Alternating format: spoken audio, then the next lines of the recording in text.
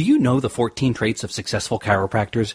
We've interviewed some of the top chiropractors in the industry and have identified the common traits that they all share. Jump on over to www.chirobusinessmojo.com to get your free report today. Welcome to the Chiro Business Mojo podcast, where we deconstruct the methods, marketing, and mindset of successful business people and chiropractors from around the world. And now your host, Dr. Richard Day. Yes, I am Dr. Richard Day, and this is the Chiro Business Mojo podcast. Thanks so much for checking in with me here today. I am excited to be here. I am having a great day, and I hope you are having a great day too. I am even more excited to bring on my next guest. His name is Bedros Keuilian. He is a best-selling author, speaker, and high-performance consultant. He's the founder and CEO of the fastest-growing indoor fitness boot camp franchise, Fit Body Boot Camp. He's known as the hidden genius that the experts turn to when they want to create and launch successful digital info products, best-selling books, and high-level coaching and consulting services. Bedros is best known for his ability to help his clients quickly establish expert authority positioning and become the predominant brand in their field. His sales, marketing mindset, and business systems are the secret weapon used by thousands of successful digital marketers, best-selling authors, coaches, and entrepreneurs who want to reach more high-paying clients and customers without the use of unpredictable marketing tactics. Welcome, Bedros Keuilian. Thank you so much for having me, Richard. I really appreciate the opportunity. And the feeling is mutual. I really appreciate you taking your time to spend with our listeners here today. And I invite you to jump in and fill in any gaps I may have missed in your bio. Yeah, the biggest gap, which I think we're probably going to talk about at some point, is that I've got this unique little story, and it's given me something that's very special. I consider it my superpower, which is the Immigrant Edge, which we will talk about as we move along here throughout our interview. Well, I'll tell you what, why don't we start with that? What's your background? Oh, sure. So in 1980, my father decided that we are going to escape communist Armenia at the time under Soviet rule. I was 6 years old, and we came to the United States. Of course, when you're escaping a communist country, you're risking a lot. And, of course, he was risking going to jail and potentially Siberia for good. And this is not something we wanted, obviously, as his kids and his family, but we were able to make the escape and came to this wonderful country, to the United States. Why my father chose California, I'm not sure, and I'm grateful that he did. I love the state, even though we pay 13% more taxes than everybody else. I consider that a luxury tax, and so I'm okay with that. But as we came here, we found ourselves to be very poor, very broke. We did not speak the language. We did not know how to assimilate well, since we had no one to show us and introduce us to the country. And so we went through a lot of trials and hardships. As you might imagine, when you're broke and poor, you have to kind of figure out whether you're going to buy food today or have a roof over your head. And so oftentimes the option was my dad chose to have a roof over our head if we were renting a bedroom for a family of five. Imagine that 5 of us were sleeping in one bedroom in someone else's apartment. But hey, we had a roof over our head. But my job as the youngest of the family was to be the breadwinner. And when I tell people this, whether I'm speaking to thousands of people or to a small group of people where I'm coaching and consulting, they go, what do you mean a 6-year-old was the breadwinner? I said, well, I was the lightest and easiest one to lift up and throw into a dumpster in the back of a grocery store. And so it was my, yeah, imagine that. Now, I looked at it as a treasure hunt, Richard. Like, to me as a kid, everything's an adventure, right, when you're a kid. But my job was to pull out the foods that had expired, had gone, could not be sold anymore, but weren't necessarily so bad or they couldn't be eaten. And so that's what I would do. And I was the breadwinner, and my mom and dad and my older brother and sister each had multiple jobs, working at pizzerias, washing dishes, delivering newspaper, pumping gas in the middle of the night. And I'm happy to say that I did my part and they did theirs. And today we are living the American dream because of that. But that experience of being so poor, broke, destitute, having my hair washed with gasoline as a kid when I had lice because we couldn't afford lice treatment, all those things I now realize have given me my superpower of having this ability to turn adversity into an advantage. And so, again, whether it's on a podcast, coaching group, giant speaking event, I like to transfer my Immigrant Edge story and way of living to everybody that I speak to now. Yeah, wow, what a powerful story. I mean, we're all shaped by our backgrounds, but I can tell you, I've only known this country, and my growing up experience is very different than yours. But what a way to really, I guess, toughen you and give you all of those skills it takes to fight for what it is, success and things you want out of life. Yes, sir. That's absolutely true. Well, as you know, the focus of this show is on chiropractic. And before we get going, have you ever seen a chiropractor before? Do you know what we're all about? Yes. In fact, I have seen a chiropractor, and I see one regularly. Well, there you go. Anything you want to share out of that? What sort of issues have they helped you with, or is it just basic wellness care? Well, as it turns out, when I was born, as you can imagine, in a Soviet country, medical science wasn't the most evolved. I was a footling. In other words, I was coming out foot first, right? Like feet first. And I don't know if it was the process of pulling and tugging on me to get me out, because they certainly didn't do what our doctor did with my firstborn, which is to turn you around and have you come out head first. As my dad and mom tell me the story, they were tugging and yanking and pulling. And so even today, my one leg is shorter slightly than the other. And it's not that the leg is shorter, but my hips are off. And that creates a lot of lower back pain if I'm training and I'm not paying attention to my form, et cetera. And of course, I travel a lot too. And when you're going through airports and sitting on airplanes for long periods of time, that doesn't help. But it's thankfully my chiropractor, man, Dr. Border out here in Chino Hills, who has been kind enough to straighten me out every time I go to him. Well, that's great. Those are the kind of success stories that I know that I love to hear, and our audience does too.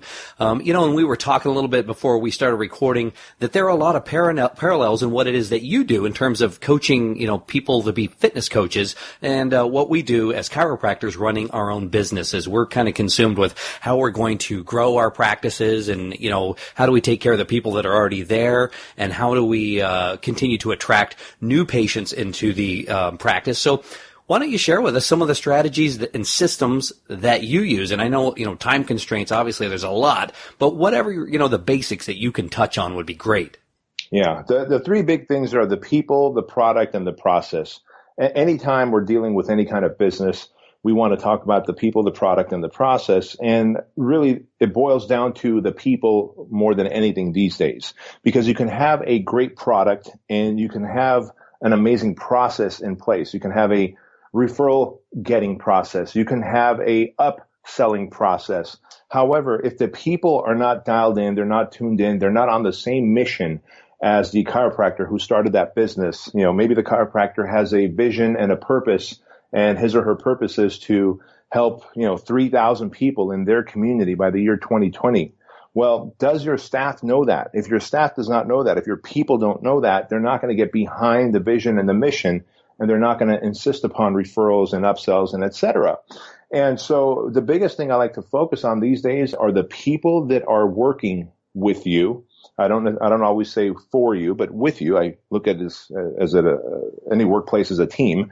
And of course, the other big thing, the big shift that I saw happening over the last, especially 6 to 8 months, because of Facebook Live and Periscope and YouTube Lives, is full transparency in marketing. Like, I insist on the personal trainers and the franchisees who own a Fit Body Bootcamp franchise, which is our brand, to show them, give them a peek into their life, because people now want to know who's behind the business, who's behind that website, what is their mission, what is their goal, how do they live, do they have a dog, do they have a boy, a girl, are they married, are they not? And you would think, what does any of this matter in the whole scheme of things? But believe it or not, people buy from people these days and not from businesses anymore. So full transparency in marketing is critical. And the best way to do that is through email communication, text broadcasts, and of course, going live on Facebook and pumping out Facebook videos, not that are perfectly scripted, but just holding out your phone and giving a tour of your business and showing people what it is you do, why you do, and how it's aligned with your big mission of making an impact. And that to me has been life-changing for all of my coaching clients. So how do you suggest people organize their time? Because, as it stands as a chiropractor, we are wearing a couple of different hats. We're trying to make sure that we're taking care of the business and we got the floors vacuumed and everything like that done. And then we're, of course, trying to provide great patient care as well. And then there's the whole entrepreneurial marketing side of things. And it's a lot of hats to wear.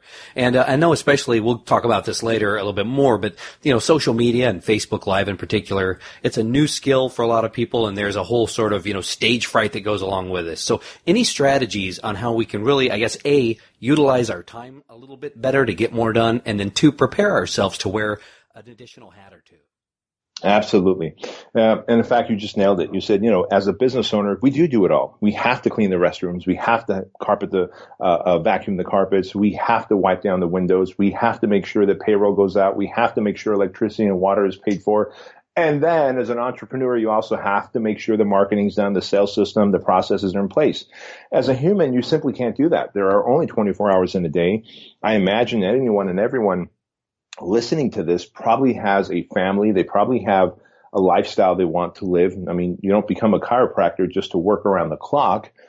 Same as a personal trainer, even though some people go, well, this is my passion and purpose. Let me tell you, man, that will wear out with a quickness if you just keep burning the candle on both ends and the middle. And so the reality is you shouldn't be vacuuming. You shouldn't be cleaning the toilets. You shouldn't be doing anything that does not involve impact and income. And so I have this rule that I created for my business and then passed it along to my coaching clients, and now I'll pass it along to you, and I call it the 5% rule. And in any business, there's typically only 5% of the things that matter that move the business forward. In other words, my rule of thumb is if it doesn't move the needle of impact or income, then I'm not doing it. I can say this another way. If I can pay someone $20 an hour or less to do this task, then I shouldn't be doing it as a chiropractor or a personal trainer. I've seen doctors, lawyers, engineers doing jobs that a $9 an hour person can do who is not skilled in anything other than wiping windows. And so the 5% rule says that my job is to delegate, motivate, sell, and inspire. And if I can do that, imagine if we were 2 chiropractors across the street from each other. We graduated from the same chiropractic college. We have the same skill set, same communication skills. We have the same number of hours in the day. Our families are structured the same. We go to the same church. Everything is same. However, I'm only focusing on, during my morning hours, let's say I pick 2 hours in the morning before I go into work. I'm going to market on Facebook. I'm going to follow up with clients, or at least teach my staff how to follow up, because that's a needle moving element in my business. So I'm going to focus my 2 hours in the morning, what Craig Ballantyne calls his magic time in the morning, on delegating, motivating, selling, and inspiring. And then I'm going to outsource the other 95% that has to happen to somebody else. In the meantime, you're trying to do the follow-up, you're trying to do the selling, you're trying to do the Facebook marketing, you're trying to send out text broadcasts, and you're swabbing the decks, and you're cleaning the toilets, and you're, filling out payroll checks, paying your taxes. All those things have to get done, but that's in the trivial 95%. That critical 5% are the things that move the needle, and that's what the doctor should be doing. That's what the expert should be doing, the entrepreneur, and that's really how you begin to get the most out of your time. Otherwise, when we look at those 2 case studies that I just gave you, all things being equal, you're spending your 8 hours a day working on everything. I'm spending my 8 hours a day just marketing and then delivering the results. Holy cow. After a year, I'm going to have made quantum leaps in my business and my lifestyle and my impact, and you're just going to be burnt out and stressed out.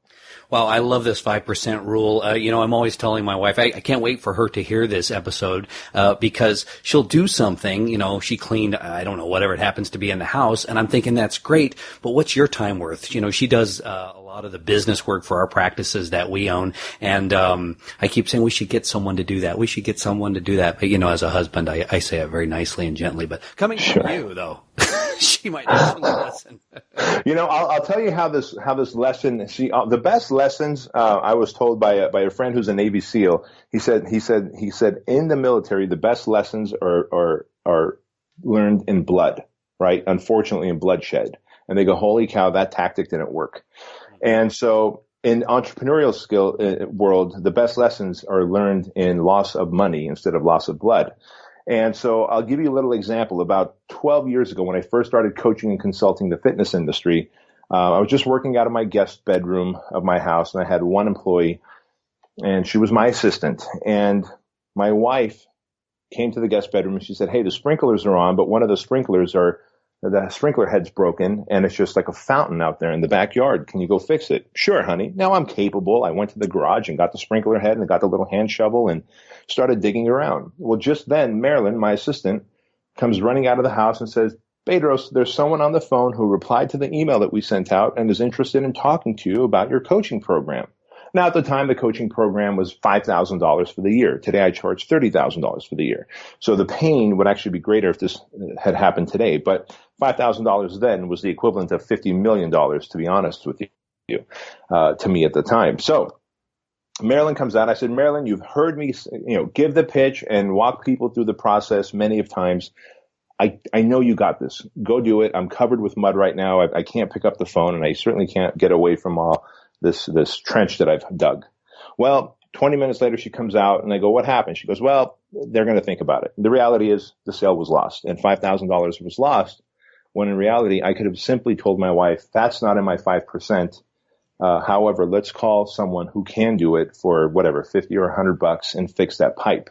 And so these days, I walk around the house, for the last 2 years, haven't even been doing that, because now we have a house manager whose job it is just to manage our house and change light bulbs and unclog sinks and so on. But there was a time when my wife would go, "Hey, look, the light bulb's burnt out." "Fantastic. That's not on my 5%. That's a 95%. Or if I need to change a light bulb, that's an email broadcast I can send out." And so as you adopt this mindset of "that's not on my 5%, now the divorce rate can go up. So you have to make sure to say, "That's not on my 5%. However, honey, do X," right? And this is what I kind of coach my mastermind clients in.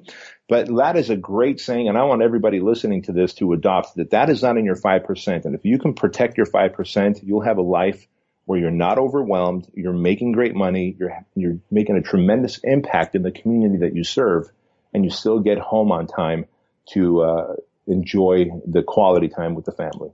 Well, I love the concept, and I am going to look towards slowly starting to move towards that as I can. I want to talk a little bit about something that you've talked about in the past, and that is becoming, or at least positioning yourself as an expert in your community. How can we go about doing that well? Yes, sir. Well, today, gone are the days where we are so far away from getting on TV. Because it used to be that, if you get on TV, you're a celebrity, you're a talk show host, you're a talking head from the news broadcaster, you're a celebrity, you're trusted, you're an expert. Well, today there is a new network, and that is the U Network. You can literally have your own show on YouTube and broadcast it on Facebook and on Twitter. And so many people forget that the formula for being an expert is simply this: being known and being liked for a very specific skill. Being known and liked, and by the way, if you're known and liked about something, that means there's trust. So really it's the know, like, trust factor about a specific skill that you provide to an industry or a group of people. Doesn't matter if they're a dentist, a chiropractor, a personal trainer, an attorney, or whatever. And so the easiest way to do this is to constantly put yourself out there on a Facebook Live video. Real simple. A Facebook Live video can be that you just get a little tripod for your iPhone and you log on and go, "Hey, this is Dr. Bedros Keuilian with so-and-so Chiropractics, and today I want to talk to you about the 3 most important things that people come to me about when they're experiencing neck pain. Oftentimes they think the pain originates in the neck, when in reality it doesn't. It originates in these other areas, and let me explain how. Stress is one, or whatever the things are that you would teach, right? And so you're giving free information, and what you're really doing is you're keeping yourself front of mind in front of the community. And they constantly go, "Holy cow, I have neck pain." You might do one on back pain, shoulder pain. You might do one on, are you limping and don't even realize it? Here's the 3 common reasons why people limp. And it's not because you need a knee replacement. It may be because you have not seen a chiropractor who can give you the proper treatment and adjustment. And here's the 3 things you're looking for.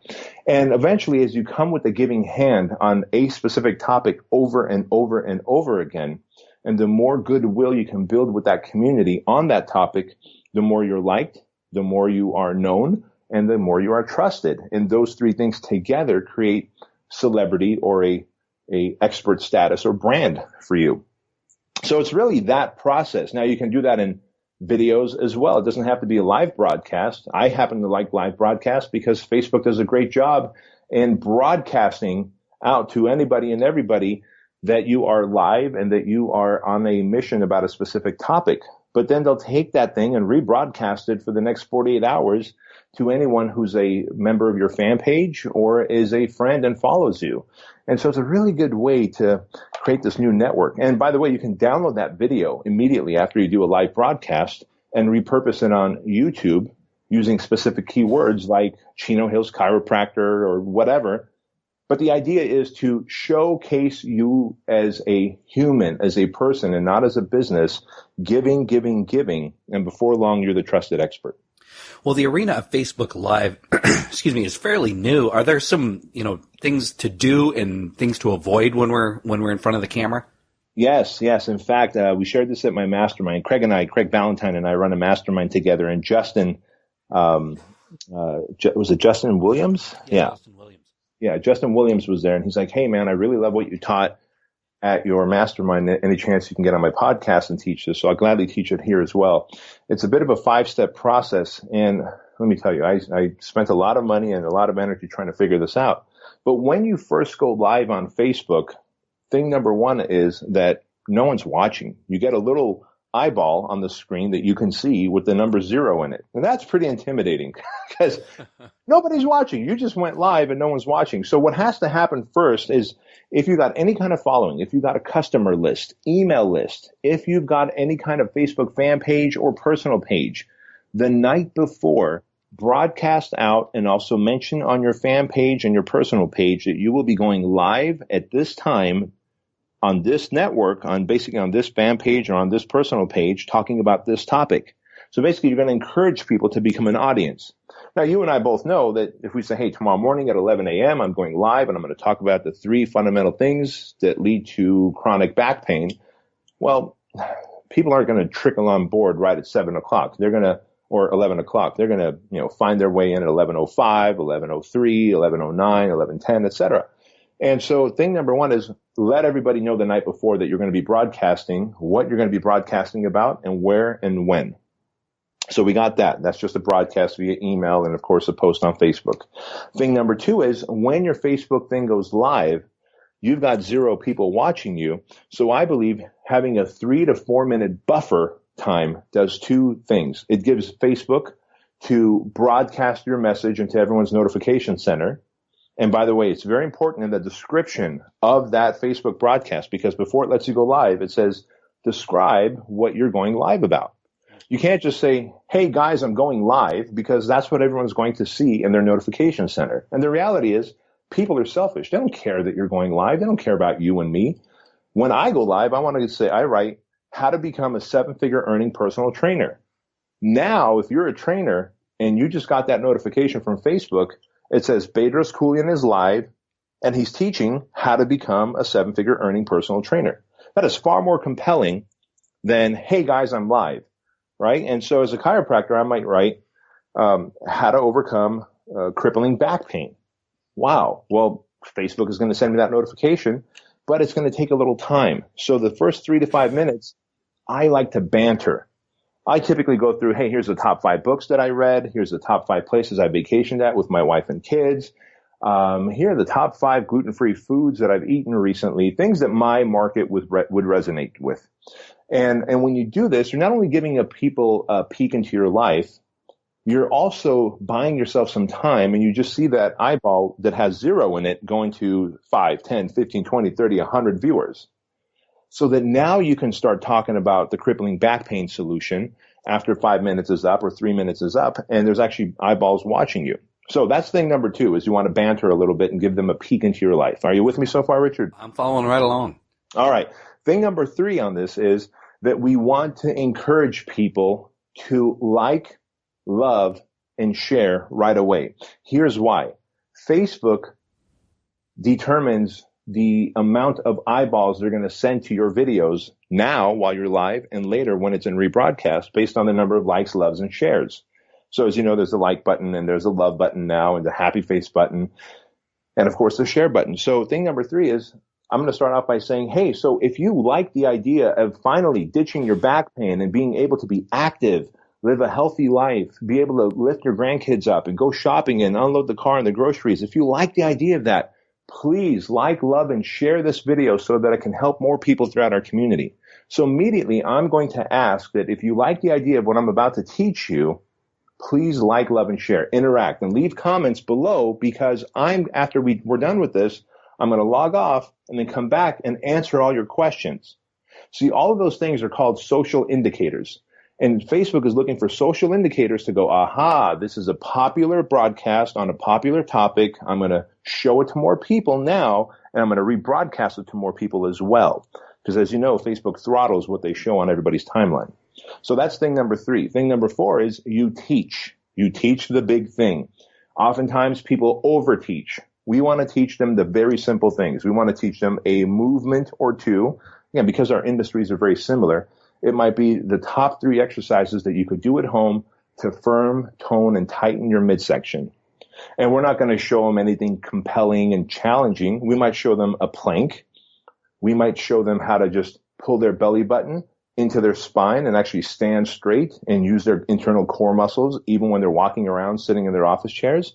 And another third easy movement. We're not going to have them go, okay, lay on the ground. We're going to do bicycle crunches. That's a complex movement that no one's going to do right now, or feels like, hey, this is too tough for me to do. So we're going to teach them whatever we're going to teach them for the next, 5 to 10 minutes. And then finally, we're going to ask one more time. And now, if you have social proof, if you have people who have gotten benefits from crippling back pain after working with you, I would talk about them. Sometimes you just need a picture of these people. So 8.5 by 11, a picture of, hey, I want you to see Mrs. Jones. So the last and final thing, the 5th thing is, if you're wondering if this works, here's a picture of Mrs. Jones. She lives here, right here in Chino Hills. She had crippling back pain for the last 19 years. And after 4 sessions of working with me, we found that her flex capacitor was out of whack, and we were able to readjust it. And today she's walking pain-free. And here's a picture of Bob. He's a highfalutin executive, and Bob travels so much that his back just falls out of alignment. And after just 3 sessions, we discovered that blah and stress is a big trigger for his back pain. And so this is the systems that we did with him and the things we did to fix his back pain. So you want to back everything up with social proof at the end, and then wrap it up with a call to action. And the call to action is typically, if you are suffering from crippling back pain, like the people that I just showed you right now, or if the message that I spoke about here resonates with you, just send me a private message, and I'll let you know how you can come in and try out a free adjustment or do a diagnostic or whatever that offer is that they're making. And you would be surprised. This 5-step formula is free. It positions, it overcomes any objections, it delivers social proof, and then it gives the call to action so that people end up crying or begging to come in and work with you because you have positioned yourself as the category of 1. Wow. Bedros, you are dropping value bombs galore. I'm trying to keep up here, but that is jam-packed with a lot of information there that's actionable. I haven't done anything yet with Facebook Live, but, and a little bit of it as well. I think all of us kind of get the jitters of doing it, but what you're saying, realize that no one's watching initially, and, maybe probably a good idea to maybe do a practice run-through, not live, and then go through all of those strategies that you're talking about. Sure, exactly right. And by the way, here's the great thing, and I've bombed many of times just because our internet failed and Facebook just starts crapping out or whatever. Dude, you could delete it. If you were like, holy cow, this was crap. Like, this was the worst thing I've ever done on the planet. Oh my gosh, I'm going to vomit. Then just delete and nobody will ever see. I mean, the people who were there, I guess, live will have seen it. But it's not going to rebroadcast because you just delete the damn thing and you're done. Right. It'll maybe just be a bad memory that they had, but it won't live on in infamy. I like that. Exactly. Well, I want to shift a little bit and talk about how we can be better leaders and trainers of our staff. As chiropractors, we might have one other person or 2 or 3, but we typically have a small team that we are trying to motivate and train and lead. Any strategies you have for that? Yes. Yeah. Anytime we're going to be a good leader, we have to first realize that we have to lead from the front. What I mean by that is we can't be that guy I was recently watching Game of Thrones. Everybody would talk about Game of Thrones, and I was like, what is it up? What is the deal with Game of Thrones? So finally I decided, all right, I'm going to watch this show. And immediately I was hooked like the rest of the world.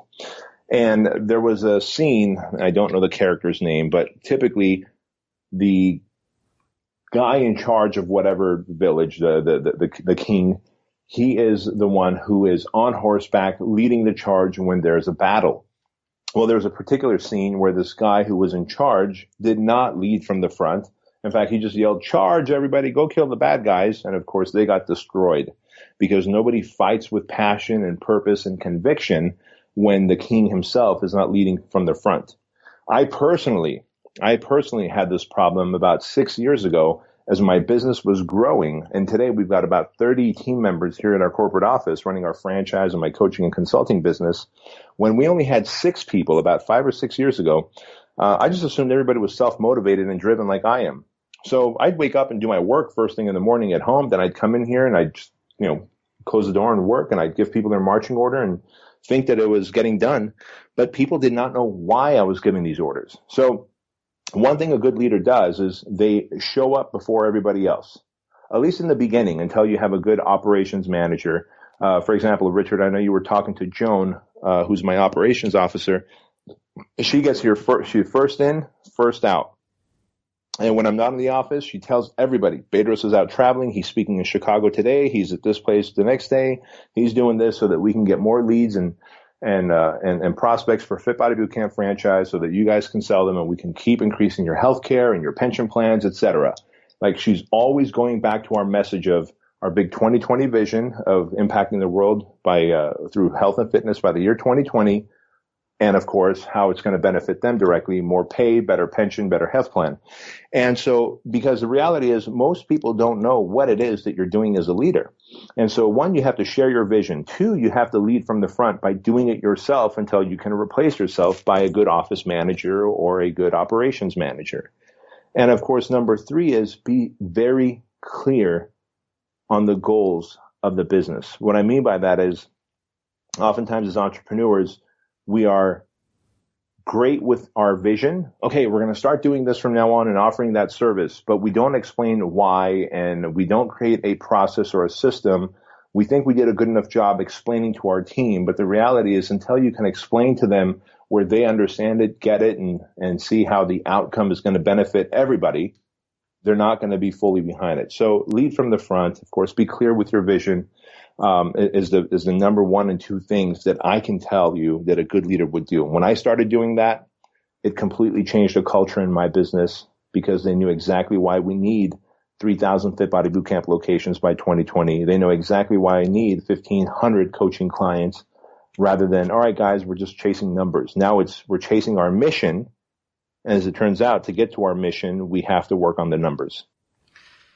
Yeah, I think all of those are great points. And especially, that third one, I found that in my business, I have an idea in my head. And to me, the steps are clear. But if I don't effectively communicate my expectations to others of how they're going to follow those steps, I get back something that, this isn't what I was hoping or asking for. But it's really not their fault. I just didn't do a very good job of laying it all out. And so that's something I've been working on personally to get more out of everyone. And really, I get things done and quicker, don't waste time. Here's an interesting fact for you, Richard, on that front. Vanguard University recently did a research study asking mid-level employees of American companies what is the number 1 thing that your upper management is lacking. And it wasn't, hey, we're lacking more pay, we're lacking more compassion, any of that. They said communication. 97% of the mid-level employees said, we're lacking clear communication on what our goal and mission is. Interestingly, because it was only a 1-question survey, they asked the same 1 question, but in a different format to the upper management of all those companies. And the question in this case was posed, rank between 1 being excellent and 2 being awful, where you fall in communication. Interestingly, 90% of upper management said that they rank between a 1 and a 3, meaning excellent to great in communication skills. So you look at the big gap between what the rank and file feels is the communication gap and how the leaders feel that they're great communicators, because in our head, we've communicated the message to ourselves so well and we understand it so well, but we failed to use our outside voice and share it with everybody. So to that point where communication is concerned, because communication, as it turns out, according to Vanguard University, is the number one thing that dictates the failure or success in all businesses. As it turns out, I started adopting this new thing where I tell you what it is that we're going to do. I tell you why we're going to do it.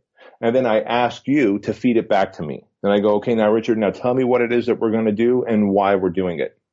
And so you might say, okay, Bedros, we're going to have, 3,000 locations by the year 2020. That means we need to bring on board 26 locations per month on the first year, and the second year, 48 locations per month, et cetera. And the reason we're doing this is to meet our 2020 goal of impacting the world through health and fitness by the year 2020, or 20% of the world by 2020. Okay, great. You and I are on the same page. Now I go to the next person. That might be a web developer, an SEO person in my company, media buyer. And I'm going to tell you what it is we're doing, why we're doing it, and then feed it back to me. And I have eliminated all communication problems in my business, thankfully, because of that Vanguard University study. Wow, that's fascinating. But I bet that would, probably representative of a lot of the way companies are run and that disconnect. Correct. Well, I want to ask you this. You've been incredibly successful in business, and one of the things you've been quoted as saying is that you're no different than anyone else. You don't have an Einstein intelligent or special talent. So what is it about you? How do you account for how you've been so successful? And what is the next guy? What's he lacking? Yeah. Very good question. It's the Immigrant Edge. And I'll tell you what that means. The Immigrant Edge says that, because I'm a college dropout, man. I went the first semester and I dropped out. I barely made it out of high school. English is a second language for me. I was diagnosed with ADHD and as having OCD. So I lock on to the most stupidest things when I shouldn't be locked on to, but I've learned how to lock myself out of it, right? And so the biggest thing that everyone's missing is that Immigrant Edge. What do I mean by that? An election comes. Man, we have the opportunity to elect whoever the hell we want, yet everyone starts raising hell and marching in the streets. Just go and vote, because what they found with people who are marching in the streets recently, both in Oregon, California, and New York, over 60% of the people they arrested during these marches, obviously they arrested them not for marching, but for the disorderly conduct of some sort, over 60% had not even voted, either for Hillary or for Donald Trump. Yet they're out there marching and doing stupid things. So the reality is that most people think that things suck around here anyway. The economy sucks. My circumstance sucks. The city I live in sucks. I don't have the opportunity. I don't have the right connections. I don't have the right information.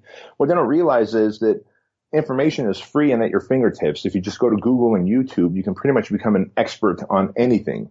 With one quick search on Google, you can then connect and network with the right people who can introduce you to the right people. I once asked someone, I said, how do I connect with Tony Robbins? And they go, oh, you're just one person away. You need to go and connect with Joe Polish. I go, well, how do I connect with Joe Polish? You go, you pay him $25,000 for a program that he runs called the Genius Network, and he will make that introduction when it's appropriate. Easy enough. 5 years ago, I paid my $25,000 to Joe Polish. I've been paying him $25,000 a year since, and I've been connected to anybody and everybody who's some of the greatest thought leaders on the planet who have bought me speed and network and connections and who have made me introductions that I couldn't make if I was in business for 30 years. So I was able to time collapse by paying for that. So really, most people forget how good we have it here. So my argument is, go to a third world country. Just go to a third world country and live like they do for a week or two, number one. Or just realize that every adversity you have, not having access, not having the connections, not having the money, is an adversity. And you can easily turn that adversity into an advantage by reframing things. See, because I lived such an awful life as a kid, and we were poor, we were broke, and we never had enough of anything, I've gone through so much stuff. I go, man, I'm like tougher than leather. I'm tougher than leather.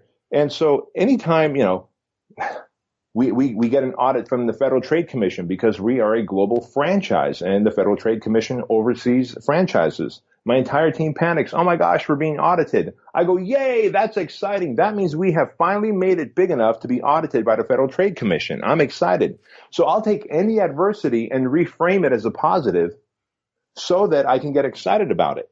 You know, if I got a software called FitPro Newsletter. 4,000 personal trainers use it to send out email newsletters and automated broadcasts to their clients. About 3 years ago, the entire server system of this thing crashed. I was stoked. Now, did we deal with a lot of customer service issues? Yes, but I was stoked because I go, finally, we found the breaking point at 2,300 clients. This thing crashed. All right. Now, what is the best server system out there? It turns out it's Rackspace. AT&T uses it. The Pentagon uses it. I said, great, guys, we are going to buy redundancy from Rackspace, and this is never going to happen again. Thank God this happened now and not when we have 10,000 users. And so every adversity I deal with, I reframe into an opportunity for solution. And so if you start kind of reframing things for yourself, that not because, hey, I'm a victim because I was a foreigner and because people yelled at me and said, go back to your own country, and because I was broke and because no one wanted to talk to me in school because I didn't speak English. All of that was, hey, guess what? Because no one talked to me because I didn't speak English, I'm excited for that because I tried harder to make friends and build rapport. And today I'm one of the best salesmen on the planet. As long as I believe in a product or service, I can sell the hell out of it. And so it's all about reframing where you are instead of pissing and moaning about it. And that is the immigrant edge. And that's what I always want to impart with people. Well, I love it. I'll tell you, we're a country made up of immigrants, but it didn't take too many generations to just forget all of that and lose that edge. And you're absolutely right. I mean, that's not what built us and got us where we are. And what a great reminder. And yeah, anyone in any situation, there's people that I think to myself, I don't always say it, but I think if you put as much time into the whining and the complaining, into actually doing something about it, you would have already taken care of this. But everyone doesn't think that way, unfortunately. Well said, man. Well said. Well, we are running out of time, sadly, but before you go, I do have some final thoughts. Who are your personal heroes? My personal hero is Dwayne Johnson, The Rock, Oprah Winfrey, and Arnold Schwarzenegger. And, of course, my father, who risked his life to get us here. Well, those are all great examples of success. I want to ask you, do you have any daily rituals and habits or affirmations that you do every day to help you stay on target? Yes, Craig Valentine would disown me as a friend and a brother if we are very much like brothers. If I didn't have any structure and rituals in my day, so very much like him, I wake up. He wakes up at 4 a.m. The secret, by the way, he wrote in his book Perfect Day Formula. Just so you know, Richard, he wrote that he wakes up at 4 a.m. He doesn't. He wakes up at 3 a.m. and I know this because he sends me and a handful of others a personal text message every morning when he wakes up to as a motivational text message. And I said, Craigie, why didn't you write that you wake up at 3 a.m. like you really do? He goes, I didn't want people to think I'm too weird. So he really wakes up at 3 and not 4 like he says. But I wake up between 4:30 and 5 a.m., never before 5 a.m. And one of my personal rituals are to never hit the snooze button ever, even on a weekend. Because the way I look at it is the moment I hit the snooze button, that is the first decision I've made in the day. And I've told my subconscious mind that 10 minutes of poor interrupted sleep has greater value to me than my purpose and my mission and dominating my path for the day. And so that's one of my rituals. And as far as a higher level thing that I do, as soon as I take a shower and I go downstairs and while I'm making my coffee, I've tried meditating. Meditating wasn't for me. So I take about 5 minutes and I say, what are the 3 things I'm grateful for today? And this morning it was the fact that it rained in Southern California because we just need that rain because the drought's been awful to us the last couple of years. I'm grateful for my dog. She's just therapeutic and she's just so loving and she loves me no matter what. And of course, I'm thankful that I've got a beautiful house because I remember a time living in so many apartment complexes and seeing so much crime and you wouldn't even want to see the things I've seen as living in these horrible apartments. And now I have a nice big house, a big property where I have what I consider my bubble. I feel safe. So 3 things I'm grateful for. 3 people I'm grateful for, and then I go through the 3 people I'm grateful for. This morning it was my wife, and then Joan, my personal assistant and office manager here, and then Dustin Bogle, who I can see right now through the window in my office. He's our top salesperson for Fit Body Bootcamp, and I'm extremely thankful for all 3 of them. And then I go, who are the 3 people that I'm going to send a text message to and just puff up? and say, hey, Richard, thank you so much for being a friend, for doing this podcast. You're helping so many people. Not enough people probably show their gratitude towards you. And I just want to let you know that I'm thinking of you and I'm grateful for you. And I'll just send 3 text messages to 3 people. I get all that done in about 5 to 6 minutes while the coffee's brewing, and my day begins. I grab my laptop, turn my phone upside down, and put it on silent so I'm not tempted by it. And I go right to work, what I call GSD time, get shit done time. And within the next 2 hours, I get more done than I would if I came to the office and worked while people were trying to interrupt me and get a piece of me. Great. I love that. I started getting up earlier right after I read Craig's book, which is excellent, by the way. And I found it's easier and easier to get up. I mean, I'll wake up now before the alarm goes off. And on the weekends when I don't set an alarm, I still got to get up at the right time without ever setting it. So it's on autopilot now, and it's a piece of cake. Early on, it wasn't so easy, but it doesn't take long. No, it doesn't. You're right.